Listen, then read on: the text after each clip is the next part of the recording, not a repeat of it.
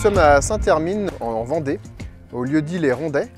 Une prescription archéologique a été déposée et nous intervenons donc en ce moment sur une surface de 4,5 hectares qu'on a décapé pendant les 3 premières semaines, donc avec des engins mécaniques, et on a ouvert cette surface sur laquelle nous avons trouvé des vestiges en creux, donc fossés, trous de poteaux, fosses.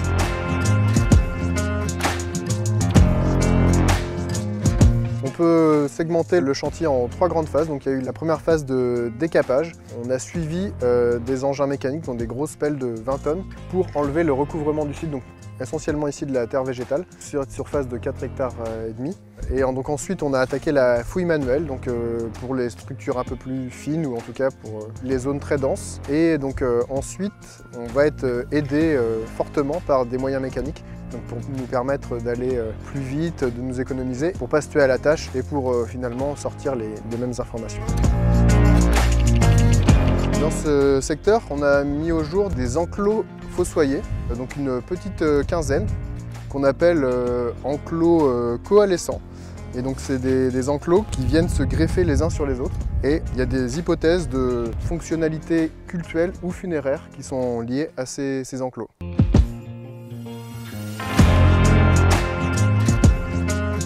Là, j'entre dans la zone occidentale et donc on arrive sur la façade nord du fossé gaulois, qu'on repère par des taches plus foncées.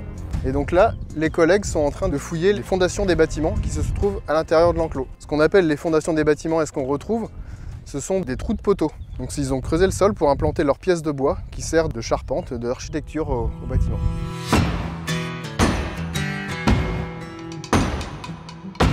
Donc là, j'arrive sur un sondage réalisé lors de l'opération de diagnostic. Et donc on peut apercevoir le creusement du fossé. Et donc on voit un fossé de large d'au moins 3 mètres, profond d'1,50 m, et qu'on voit se poursuivre donc en ligne plus sombre. Et il se développe donc vraiment sur toute cette façade.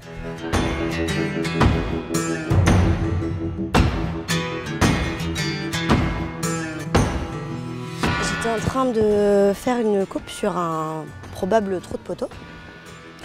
Et en commençant à le dégager, je suis tombée sur un crâne qui s'avère être un crâne humain. Ensuite, je me suis mis à faire une fouille beaucoup plus fine du coup, parce que les ossements c'est fragile. Voir ce qui se passe, est-ce que c'est une sépulture, est-ce que c'est un dépôt, voilà. Là on ressort les petits outils et ça va être outils de dentiste et pinceau, petite spatule. Le but c'est de dégager la terre autour des ossements pour avoir le maximum d'informations. Il ne faut surtout pas bouger les ossements. Le crâne, pour l'instant, il semble être dans sa position originale. Là, il y a pas mal d'ossements. Il y a un mélange, il y a de la côte, il y a un petit peu de vertèbres, il y a un petit peu de crâne. Enfin, là, il y a un amas d'ossements qui n'ont pas de sens anatomique. Du coup, ça veut dire que ça a été bougé. Et par contre, ici, j'ai une main avec les petits ossements du poignet qui sont en connexion avec les métacarpes. Ça veut dire que la main n'a pas bougé. C'est un peu inattendu dans ce secteur qui était dévolu plutôt aux domestiques. Est-ce qu'il est tout seul dans le coin? Donc visiblement on a fouillé un peu autour, donc il semblerait. Est-ce qu'il a été perturbé par la suite parce qu'il manque des os? Donc peut-être un trou de poteau qui est venu le perturber a posteriori. Et donc il reste encore à poursuivre la fouille de la seconde moitié de la sépulture pour en avoir aussi le cœur net.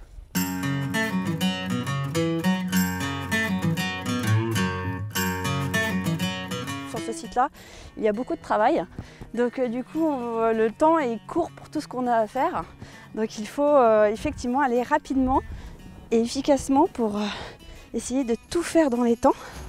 Alors là, le but est de retirer donc la céramique qui est plantée dans la coupe et en fait de retirer au mieux sans la casser et en ayant le prélèvement à l'intérieur. Le prélèvement, c'est le sédiment qui est piégé à l'intérieur de la céramique, c'est d'essayer de tout prendre pour mieux étudier ça ensuite en post-fouille. Voilà, là je l'ai senti bouger. Voilà. Allez, vous voyez, elle était déjà cassée. Et on a donc la première partie, la tête de l'amphore, et avec le prélèvement qui est à l'intérieur. Donc tout ça, je vais le mettre en seau. Hop. Ça servit de fosse de rejet.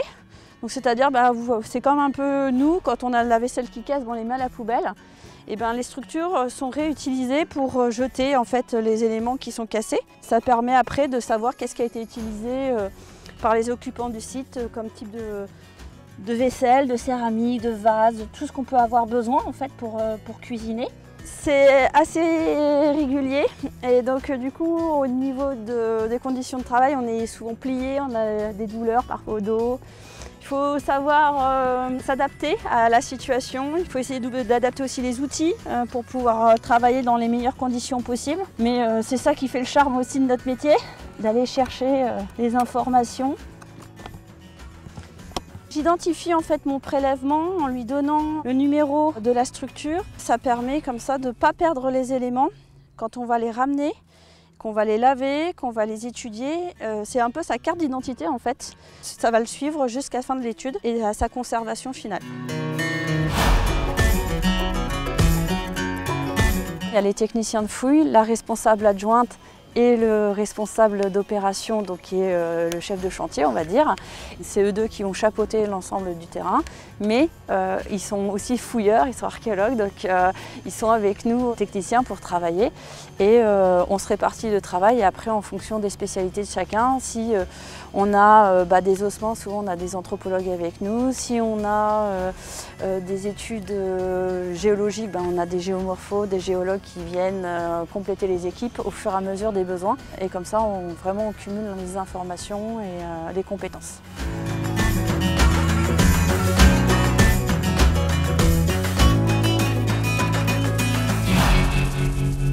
Alors les prélèvements, on avait vu avec Priscille, normalement c'est tous les 2-3 sondages, mais elle disait qu'ils en avaient fait un tout petit peu, mais il n'y avait pas trop d'US charbonneuse. S'il n'y a pas grand chose, on reste à peu près sur un rythme de 3 sondages. Là je ne sais pas ce que ça a donné, mais peut-être que tu feras dans le prochain. Donc là on est à la 13e semaine de l'opération, donc de Saint-Hermine, les Rondets. Les pelles mécaniques sont arrivées, donc on est sur 2 ateliers de pelles mécaniques. Donc 2 pelles suivies par des archéologues pour réaliser des sondages notamment dans les fossés, pour récupérer du mobilier, comprendre la stratigraphie de ces structures. Depuis que les pelles sont arrivées, donc on a pu réaliser plusieurs sondages dans le fossé d'Enclos gaulois, qui a livré du mobilier et également des éléments de faune, donc des animaux, notamment un squelette de cheval complet déposé dans le fossé.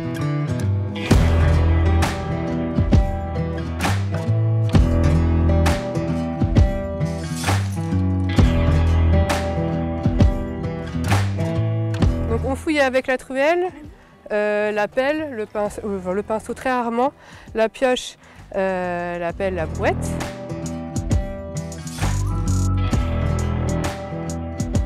On y va? Ouais. Vous êtes tous équipés? Allez, c'est parti. Là, moi, ce dont je vais vous parler maintenant, c'est les structures. Ça va être des fossés, des trous de poteaux. C'est tout ce qu'on cherche, nous, archéologues. Comment on fait ça? C'est hyper simple. On creuse un trou. Ces structures, comment elles apparaissent? Elles apparaissent d'une couleur différente. Et là, vous en voyez une déjà tout de suite, juste là-bas. Est-ce que vous la voyez? Ça fait comme un trait. Vous le voyez? C'est ce trait bleu juste là. Là, ce que vous voyez, donc, c'est un fossé. Tout de suite là, essayez d'entraîner vos yeux, cherchez des différences de couleurs sur le terrain. Et vous commencez à entraîner vos yeux d'archéologue comme ça. On a plusieurs objets qui proviennent de ces 3 différentes périodes. Quand on trouve un objet, il va être comme ça. Bon, déjà, l'archéologue, son travail, ça va être de distinguer la terre, les cailloux d'une céramique. Il a découvert hier, donc c'est tout nouveau. Ils l'ont nettoyé pour que vous puissiez voir à quoi ça ressemble. Et c'est un gros fragment de vase de stockage de l'âge du bronze. Je vais pas vous le faire passer, par contre, ça ne me dérange pas que vous touchiez. Il y a le haut du vase, on n'a pas le vase entier, parce que c'est très rare qu'on ait les vases entiers. En fait, la céramique et les poteries, c'est ce qu'on va retrouver le plus sur les sites archéologiques, pour toutes les périodes confondues. Et mon travail, moi, quand je vais être au bureau, ça va être de reconstituer tout le vase comme un puzzle. Mais je sais qu'il va peut-être manquer des pièces, donc ça va être aussi le challenge de reconstituer ce vase-là. Et comme ce vase-là possède des décors et une forme caractéristique, je vais pouvoir dater ce vase assez précisément en comparant ce vase avec d'autres découvertes archéologiques de la région. Et donc là, je vais pouvoir fournir aux archéologues une datation plus précise.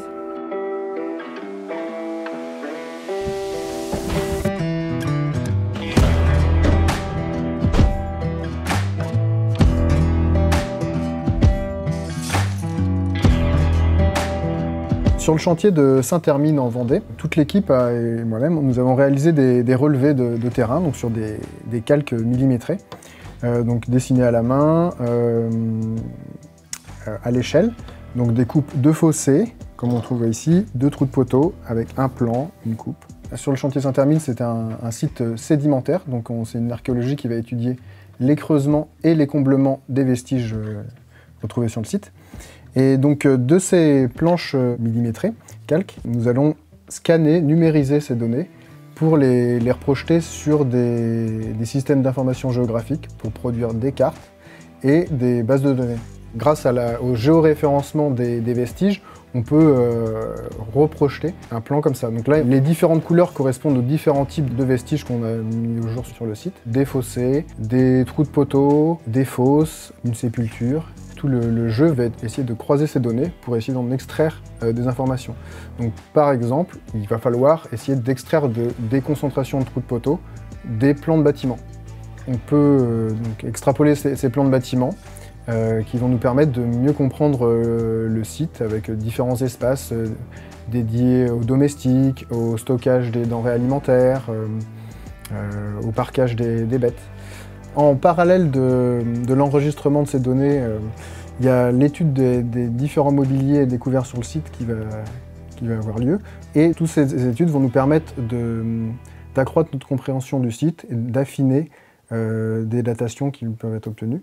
Et dans les différentes datations qu'on a pu mettre en évidence sur le site pour l'instant, on a des fossés du bronze qu'on appelle des fossés coalescents. On a un grand enclos gaulois avec des bâtiments dans un espace au moins domestique à l'intérieur et probablement agro-pastoral, donc pour le parquage des animaux autour et peut-être de la culture, qui est suivi par un enclos antique un peu plus petit, carré, probablement installé à partir du 1er siècle après Jésus-Christ. Cette enquête qu'on a commencée sur le terrain va se poursuivre justement avec cette phase de post-fouille.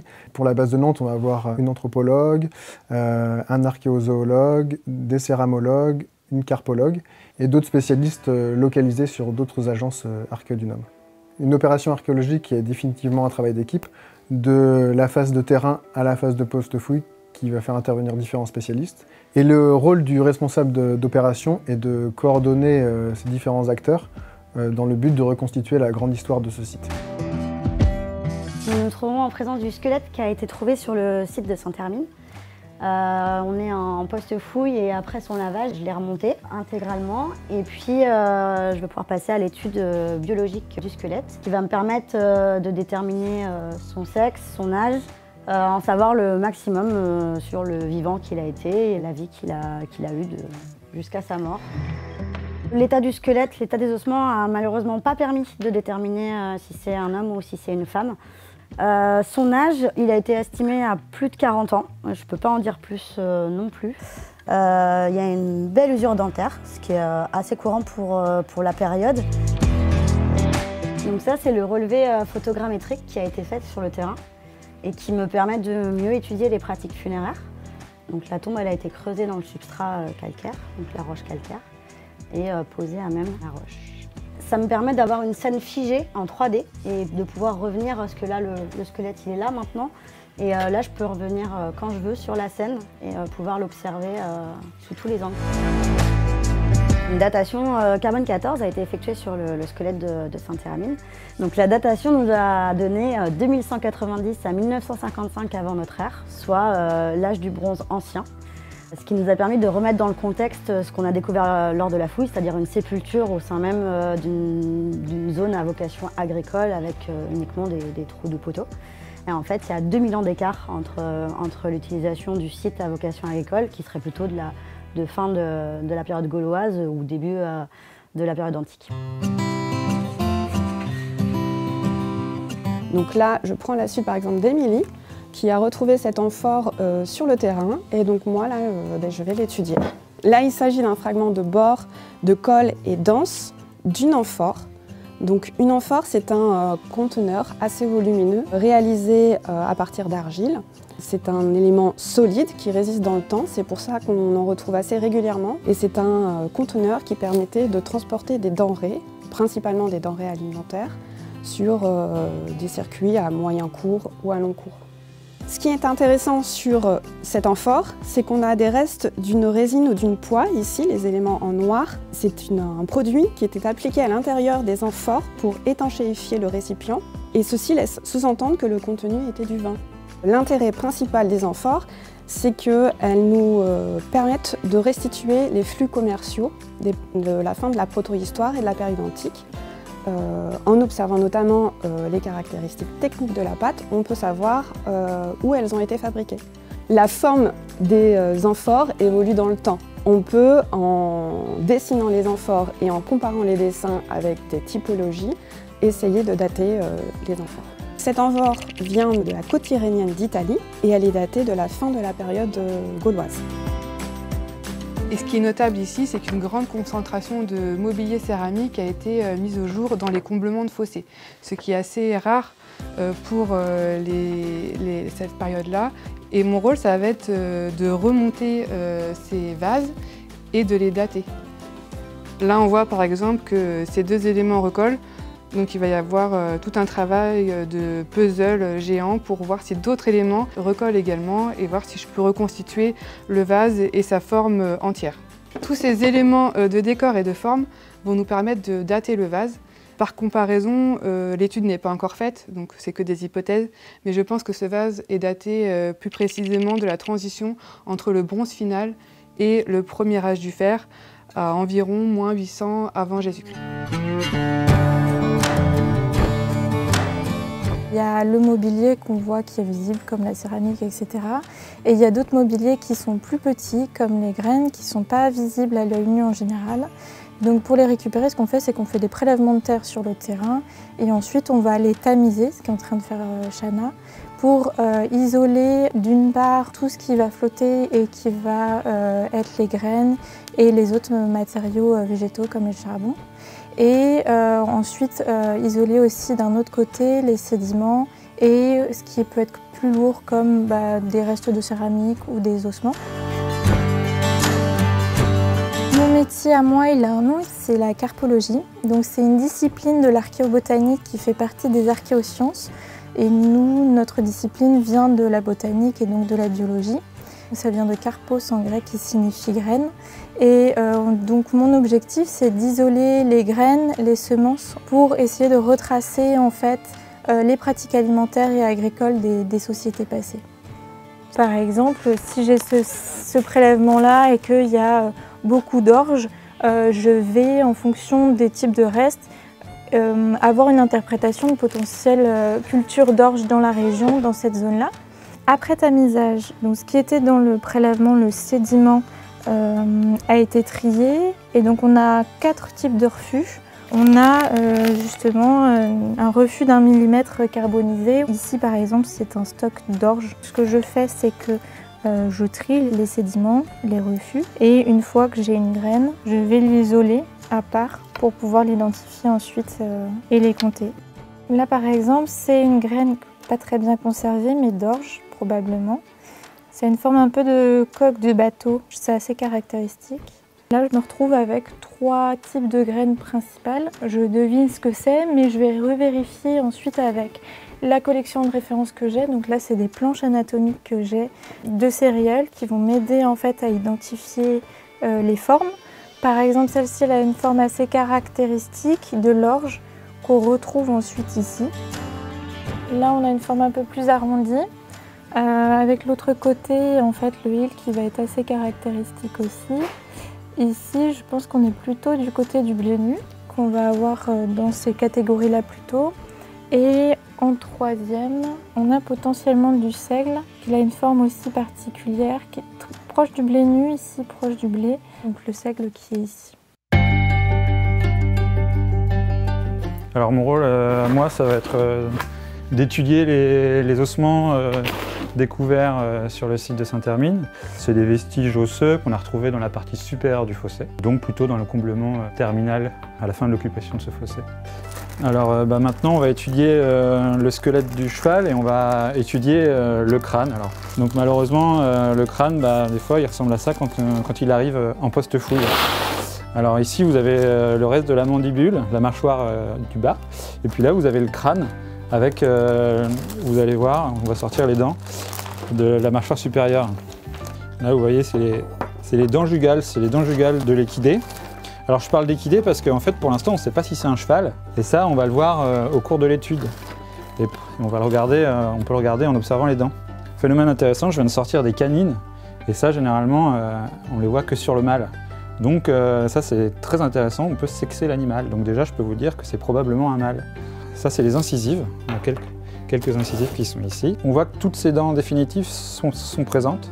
Donc on peut déjà estimer que l'âge de l'animal est de plus de 3 ans et demi. Ici on a par exemple un reste d'humérus de porc. Alors, et ce qui est intéressant à première vue, c'est que là on voit qu'il a été tranché, peut-être avec un couperet ou un objet tranchant, afin de désarticuler la carcasse.